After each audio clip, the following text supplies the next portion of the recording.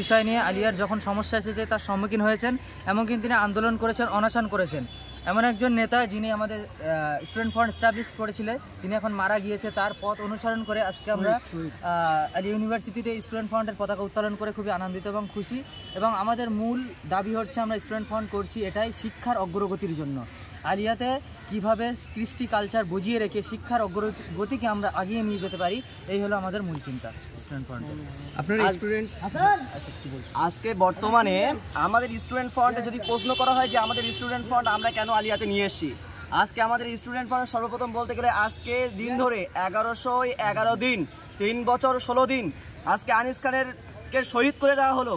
আজকে বর্তমান আমাদের এই রাজ্যে যারা বুক ফুলিয়ে চলছে তারা কারা? তারা সব আজকে ধর্ষণকারী, চোর। তাদেরকে পুলিশ প্রোটেস্টের মাধ্যমে তাদেরকে প্রোটেস্ট দিয়ে রেখেছে।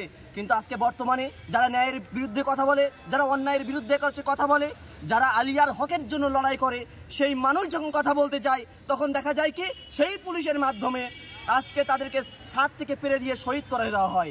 পুলিশ মন্ত্রী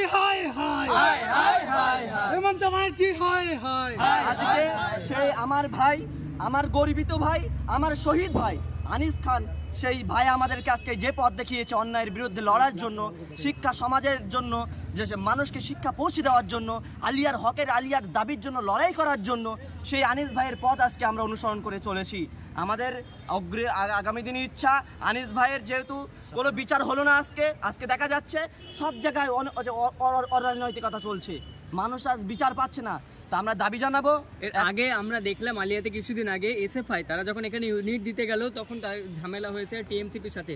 আজকে আপনাদের সাথে কোনো ঝামেলা হয়েছে? না, আপাতত আমাদের সাথে কোনো ঝামেলা হয়নি, কারণ আমরা শান্তি প্রতিষ্ঠার লক্ষ্যে, ভাইজানের উদ্দেশ্য হচ্ছে শান্তি প্রতিষ্ঠা। আমরা কোনো রকম অরাজকতার ভিতরে যেতে চাই না।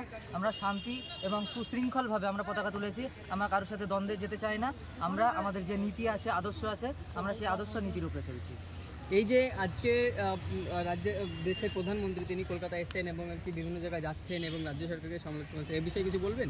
না, এ বিষয়ে বলার কিছু নেই, কারণ